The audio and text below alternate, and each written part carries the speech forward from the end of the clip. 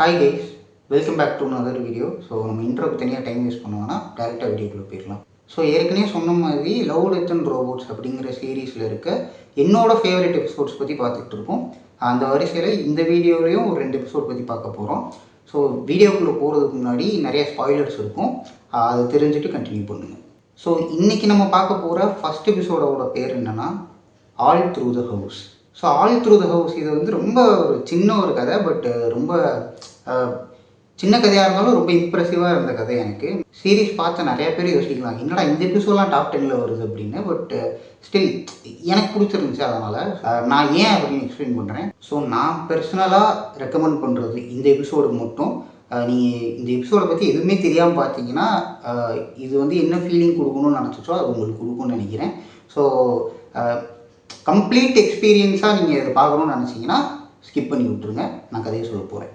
So கதை என்னென்னா ஒன்றும் இல்லை, கிறிஸ்மஸ் நைட்டு, நாளைக்கு கிறிஸ்மஸ்னால் இன்றைக்கி நைட்டு அந்த மாதிரி 2 பசங்க இருக்காங்க, ரொம்ப க்யூரியஸாக இருக்கக்கூடிய 2 பசங்க இருக்காங்க.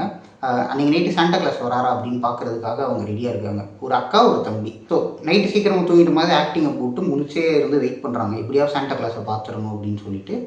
அப்படி முழிச்சிருக்கும்போது கீழே வந்து சத்தம் வருது, யாரோ உள்ளே வர்ற மாதிரி. இவங்க ஓகே சாண்டா கிளாஸாக வந்துட்டார் அப்படின்னு சொல்லிட்டு இவங்க 2 பேரும் வந்து கீழே இறங்கி போய் பார்க்குறாங்க. போய் பார்க்கும்போது சாண்டா கிளாஸோட நிழல்லாம் தெரியுது. ஓகேடா சாண்டா கிளாஸ் வந்துட்டாரா, நம்ம அவரை பார்க்க போகிறோம் அப்படின்னு சொல்லிட்டு அவங்க ரெடியாக ஒரு சோஃபாவுக்கு பின்னாடி ஒளிஞ்சு இப்படி பார்த்துட்டு இருக்காங்க. பார்த்துட்டு இருந்தால் அங்கே நடக்கிற விஷயங்கள் ஒரு மாதிரி ஆடாக இருக்குது, லைக்கு வித்தியாசமான சவுண்ட்லாம் கேட்குது. என்னன்னு பார்த்தா அங்கே வந்துட்டு இருந்தது அந்த ஒரு மான்ஸ்டர், பயங்கர ஒரு கோரியான ஒரு க்ரீப்பியான மான்ஸ்டர். என்னடா சாண்டா கிளாஸை பார்க்க வந்து இங்கே ஒரு மான்ஸ்டர் இருக்குன்னு சொல்லி பயந்துட்டு 2 பேரும் அந்த சோஃபாவுக்கு முன்னாடி ஒழிஞ்சிட்டு இருப்பாங்க. அந்த மான்ஸ்டருக்கு இவங்க ஒழிஞ்சிருக்கு தெரிஞ்சு அந்த சோஃபாவை தூக்கி போட்டு தெறிக்க விட்டு அப்படியே பக்கத்தில் வந்துட்டு இவங்க அப்படியே அள்ளு விட்டுரும், பயந்து போய் இருந்துட்டு அந்த மான்ஸ்டர் வந்து அப்படியே அதோட வாய்க்குள்ளே வந்து கையை விட்டு அப்படியே 2 கிஃப்ட்டை எடுத்து அவங்க 2 பேர் கையில் கொடுத்துட்டு நல்ல பசங்க அப்படின்னு சொல்லிட்டு போனதுக்கப்புறம் வந்து இவங்க 2 பேர் மேலே போய் பெட்ரூமில் படுத்து நைட்டு தூங்க முடியாமல் யோசிச்சுட்டே இருப்பாங்க. இப்போ நம்ம நல்ல பசங்களை இல்லாட்டி என்ன நடந்திருக்குன்னு யோசிச்சுப்பாரு அப்படின்னு சொல்லிட்டு அப்படியே தூங்க முடியாமல் முடிச்சிருப்பாங்க. அப்படியே அந்த எபிசோட் முடிஞ்சிடும். ஸோ இது ரொம்ப சின்ன கதை தான், பட் இதில் நிறையா விஷயங்கள் நம்மளை யோசிக்க வைக்குது. ரொம்ப இன்டெலிஜென்ட்டான ஒரு ஷார்ட் ஸ்டோரி. இந்த ஷார்ட் ஸ்டோரி வந்து ஒரு சூப்பரான ஒரு விஷயத்தை பண்ணுது. லைக் சாண்டா கிளாஸ்னால் ஏன் இப்படி இருக்கக்கூடாது அப்படின்ற மாதிரி ஒரு கேள்வியை வந்து சூப்பராக கேட்குது. அந்த ஒரு அப்ரோச்சு, அந்த ஒரு ஐடியா வந்து சூப்பராக இருந்துச்சு. இந்த ஷார்ட் ஸ்டோரி வந்து ஒவ்வொருத்தவங்களும் ஒவ்வொரு மாதிரி படும். எனக்கு எப்படி தோணுச்சுன்னா, இது வந்து க்ரோயிங் இன்டு அன் அடல்ட் அப்படிங்கிற ஒரு அதில் நம்ம ஃபேஸ் பண்ணக்கூடிய எக்ஸ்பீரியன்ஸை பற்றி தான் இது கடத்த நினைக்கிது அப்படின்னு நான் நினச்சேன். பிகாஸ் நம்ம பெரியவங்களாக நிறைய தெரிஞ்சுக்கணும்னு நினைப்போம். நம்ம தெரிஞ்சுக்கிற விஷயம்லாம் வந்து நம்ம சின்ன வயசில் நினச்ச விஷயம் மாதிரி இருக்காது, வேறு ஒன்று ஷாக்கிங்காக இருக்கும். என்னடா நம்ம ஒன்று நினச்சி வந்தோம், இப்படி ஒன்று இருக்கே அப்படின்னு நமக்கு ஃபீல் வரும். ஸோ அந்த ஃபீல் தான் ஆக்சுவலாக இந்த ஷார்ட் ஸ்டோரி கொடுக்கும்னு நினச்சிச்சு நான் நினைக்கிறேன். அண்ட் அகெயின் ஜீமா ப்ளூவில் சொன்ன மாதிரி இக்னோரன்ஸ் இஸ் பிளிஸ் அப்படிங்கிற ஐடியாவும் இதுலேயும் வருது. அவங்க வந்து சாண்டா கிளாஸ்னால் யாரும் தெரிஞ்சுக்காமே இருந்திருக்கணும்னு நினச்சி இருந்திருந்தாங்கன்னா நிம்மதியாக தூங்கியிருப்பாங்க, நிம்மதியாக இருந்திருப்பாங்க. அவங்க சாண்டா கிளாஸ்னால் எப்படி இருப்பாருன்னு தெரிஞ்சுக்க போய் அந்த க்யூரியாசிட்டியில் தெரிஞ்சுக்கிட்டதுக்கப்புறம் அவங்களால இப்போ தூங்க முடியல. இப்போ வந்து அவங்களுக்கு வந்து ரொம்ப அந்த ட்ரூத் வந்து அவங்களை ரொம்ப ஹர்ட் பண்ணிடுச்சுல. ஸோ அது எதுவுமே தெரிஞ்சுக்கலாம்னா நினச்சி படுத்துருந்தாங்கன்னா நிம்மதியாக இருந்திருப்பாங்கன்ற மாதிரியான ஒரு ஐடியாவை தான் இந்த கதை சொல்லுதுன்னு நான் நினைக்கிறேன். So all through the house எனக்கு ரொம்ப பிடிச்சிருந்த ஒரு எபிசோடு. ஸோ நம்ம இந்த வீடியோவில் பார்க்க போகிற செகண்ட் எபிசோட், நம்ம போன வீடியோவிலேயே பேசி வச்சுருந்த மாதிரி பியாண்ட் தி அகிலா ரிஃப்ட் அப்படிங்கிற ஒரு எபிசோடு தான். So beyond the Akila rift ஏற்கனவே சொன்ன மாதிரி ஜீமா ப்ளூ அப்படிங்கிற ஷார்ட் ஸ்டோரி எழுதின அதே அலெஸ்டர் ரெனால்ட்ஸ் அப்படிங்கிற ஒரு ரைட்டர் தான் இந்த கதையை எழுதியிருக்காரு.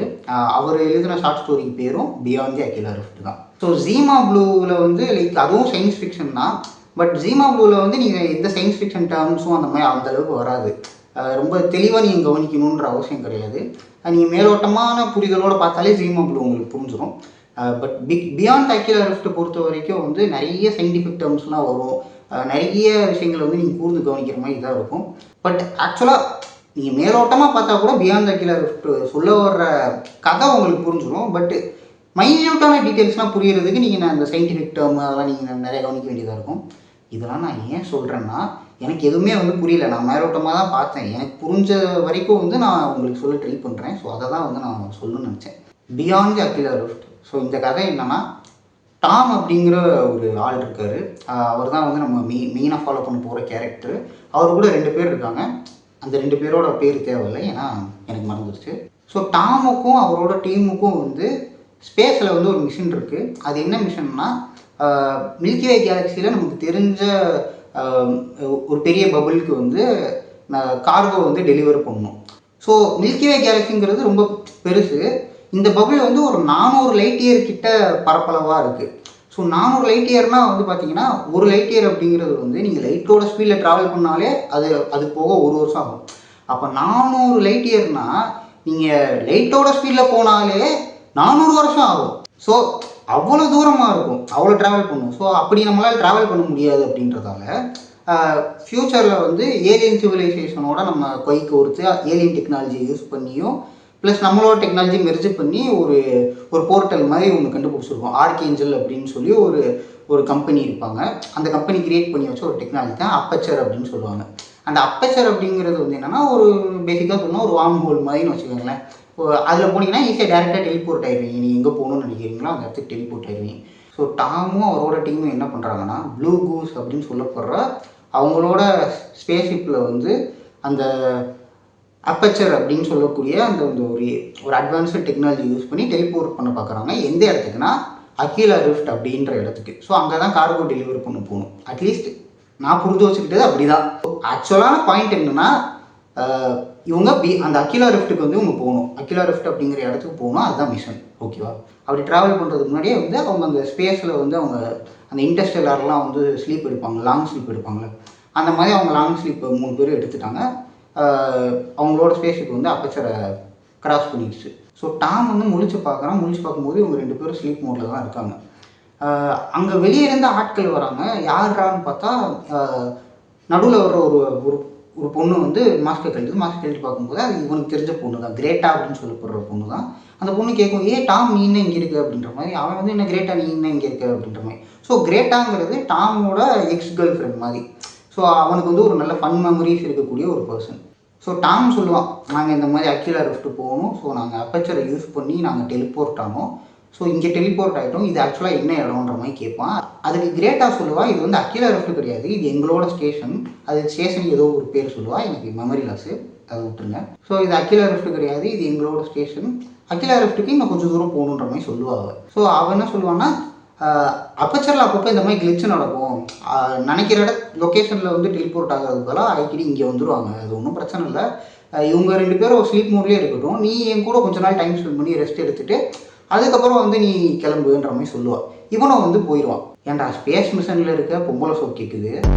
ஸோ இவனும் வந்து கிரேட்டாவோட டைம் ஸ்பெண்ட் பண்ணுறதுக்காக போயிடுவான். ஸோ நமக்கு ஒரு மாதிரி நம்ம யோசிக்க ஆரம்பிச்சிடுவோம், இவளுக்கு வந்து இவனை வந்து ரொம்ப பிடிச்சிருக்கு, ஸோ இவனை வந்து வெளியே விடக்கூடாது அப்படின்றதுக்காக நிறைய விஷயம் பொய் சொல்லி பண்ணுறா அப்படின்ற மாதிரி நம்ம கெஸ் பண்ண ஆரம்பிச்சிடுவோம். அண்டு வந்து கிரேட்டா அதுக்கப்புறம் வந்து ஒன்று ரீவீல் பண்ணுவாள்.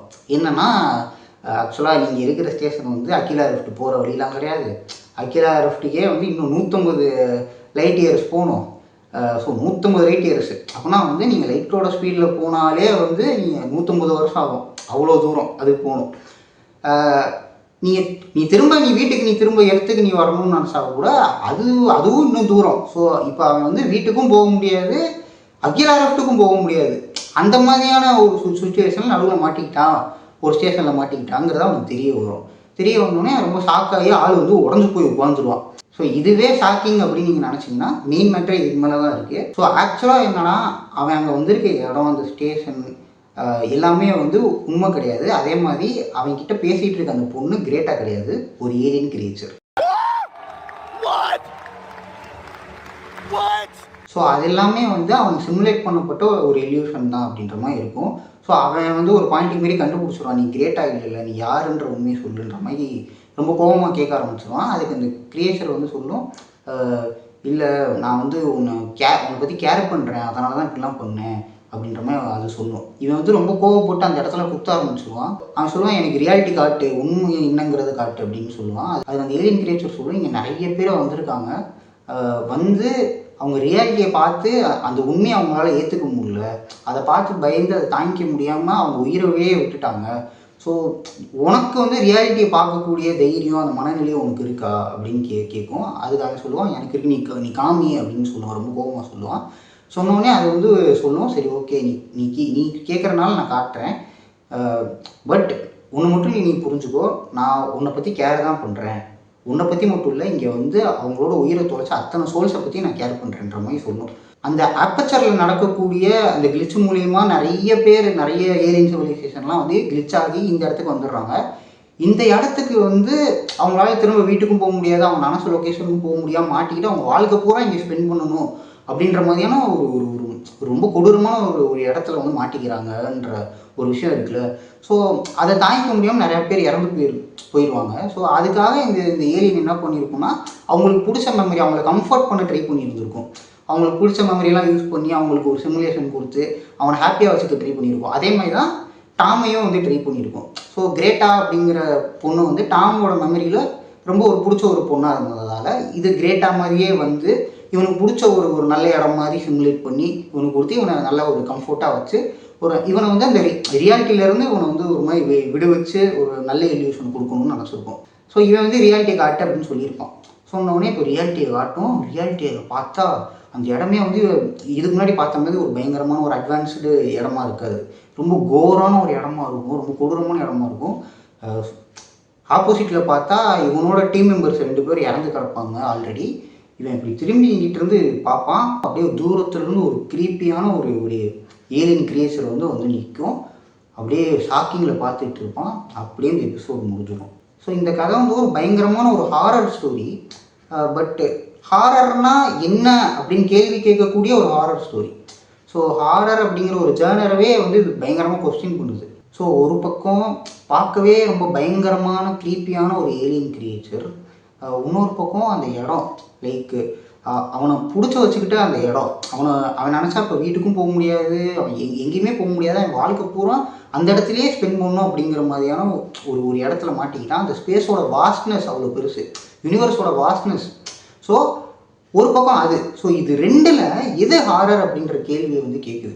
நீ அதை பார்த்து பயப்படணுமா இல்லை இதை பார்த்து பயப்படணுமான்ற கேள்வியை ஆடியன்ஸ் நம்மக்கிட்டே இந்த எபிசோட் டைரெக்டாகவே கேள்வி கேட்டு அதுக்கான ஆன்சரையும் நம்மக்கிட்டே விட்டுட்டு இந்த எபிசோடு முடியுது. ஸோ அலெஸ்டர் ரெனால்ட்ஸ் வந்து இந்த எபிசோடு மூலிமா வந்து ஒரு பயங்கரமான ஒரு வேலையை பண்ணுறாரு. ஸோ நம்ம வந்து பேய் மான்ஸ்டர் இந்த மாதிரியான விஷயங்கள்லாம் பார்த்து நம்ம ஏன் பயப்படுறோம், நமக்கு ஹியூமன்ஸ் நமக்கு ஃபியர் அப்படிங்கிற எமோஷன் எதனால் வருதுன்னா அவங்க உருவத்தை பார்த்து மட்டுமே வருதானா கிடையாது. லைக் அந்த ஃபியருக்கு பின்னாடி இருக்கக்கூடிய ஃபீலிங்ஸ் என்னென்னா த ஃபியர் ஆஃப் டெத் அப்படின்னு சொல்லலாம். அந்த மான்ஸ்டர் நம்மளை கொன்றும் ஏதாவது பண்ணிடுவோம் அல்லது நம்ம லைஃப்பை நம்ம நினச்ச மாதிரியே நம்மளால் கண்டினியூ பண்ண முடியாது அப்படிங்கிற ஃபியர் தான். நமக்கு பிடிச்சவங்களை நம்ம மிஸ் பண்ணிடுவோம், அவங்கள நம்மளால் திரும்ப பார்க்க முடியாது, நம்ம வீட்டுக்கு திரும்ப போக முடியாது, இந்த மாதிரியான நிறைய ஃபீலிங்ஸ் சேர்ந்து தான் நமக்கு அந்த ஃபியராக வருது. ஸோ எப்போவுமே வந்து எனக்கு ஒரு கேள்வி இருக்கும், மான்ஸ்டர்லாம் வந்து நம்மளை கொன்றோம் அப்படின்றதால நம்ம அதெல்லாம் பார்த்து பயப்படுறோமா, இல்லை அதுங்கெல்லாம் வந்து பெரிய பெரிய பல்லு வச்சுருக்கு பயங்கர பார்க்க கொடூரமாக இருக்குது அப்படின்றதால அதை பார்த்து பயப்படுறோமா அப்படிங்கிற ஒரு கேள்வி இருக்குது. ஸோ அந்த கேள்வியை தான் வந்து அலெஸ்டர் ரெனால்ட்ஸ் என்ன பண்ணுறாருன்னா ரொம்ப கிளவராக அவரோட ரைட்டிங் வழியாக ஆடியன்ஸோட மைண்டோட ப்ளே பண்ணி இன்ட்ராக்ட் பண்ணி டைரெக்டாக கண்ணு முன்னாடி கிளைமேக்ஸில் வைக்கிறாரு. ஸோ என்ன பண்ணுறாருன்னா நம்ம மான்ஸ்டர் அப்படின்னு சொல்லக்கூடிய அத்தனை உருவமும் இருக்கக்கூடிய வந்து ஒரு கிரியேச்சரை நம்ம கண்ணு முன்னாடி நிப்பாட்டிட்டு மான்ஸ்டர்னால் நம்மளை கொலை பண்ணிடும், நம்மளை ஹார்ம் பண்ணும் அப்படிங்கிற ஒரு எலமெண்ட்டே தூக்கி வெளியே வச்சுருவார் ரைட்டிங்கில். ஸோ மாறா இங்கே இருக்க ஏலியன் என்ன பண்ணுதுன்னா அவனை பற்றி கேர் தான் பண்ணுது. அவன் வந்து இறந்துடக்கூடாதுன்னு நினைக்கிது, அவன் வந்து அவன் வாழ்க்கையை நிம்மதியாக முடிக்கணும் அப்படின்னு நினைக்கிது. ஸோ இந்த மாதிரி குணாதிசயங்கள் இருக்கக்கூடிய ஒரு கிரியேச்சர் இது பார்க்க க்ரீப்பியாக மான்ஸ்டர் மாதிரி இருக்குது. இப்போ இது மேலே உனக்கு பயம் வருமா வராதா அப்படின்ற கேள்வியை நம்ம கண் முன்னாடி ஸ்ட்ரைட்டாக நம்ம மூஞ்சிக்கு இவர் ரைட்டிங் மூலியமாக வச்சுட்டு அதுக்கான பதிலையும் நம்மக்கிட்டே விட்டுட்டு இந்த எபிசோடை முடிக்கிறாரு. Master stroke. ஸோ கதை வந்து எந்த அளவுக்கு சூப்பராக இருந்துச்சோ அதே மாதிரி இதை எபிசோடாக ப்ரெசென்ட் பண்ண விதமும் வந்து அவ்வளோ சூப்பராக இருந்துச்சு. நிறைய டீட்டெயில்ஸ் வந்து ரொம்ப அழகாக பண்ணியிருந்தாங்க, அனிமேஷனும் சூப்பராக இருந்துச்சு. And living in the shadows அப்படின்னு சொல்லி ஒரு பாட்டு வந்து வருது. ஸோ அது வந்து இந்த ஐடியாவுக்கு இந்த எபிசோடுக்கு வந்து தீமாட்டிக்காக ரொம்ப சூட்டபுளாகவும் இருந்துச்சு. அண்டு கிளைமேக்ஸ் எல்லாம் வந்து அந்த சாங் யூஸ் பண்ண விதம் வந்து உண்மையிலே கிளைமேக்ஸ் பயங்கரமாக எலிவேட் பண்ணி காட்டுச்சு. ஸோ ப்ரெசன்டேஷனும் வந்து சூப்பராக இருந்துச்சு. அகிலா லெஃப்ட் வந்து ரொம்ப எனக்கு ரொம்ப பிடிச்ச ஒரு உறுதியான எபிசோடாக இருந்துச்சு. ஸோ நெக்ஸ்ட் வீடியோவில் இன்னொரு முக்கியமான 2 எபிசோடை பற்றி பார்க்க போகிறோம். ஸோ அன்டில் தென் பாய், டேக் கேர்.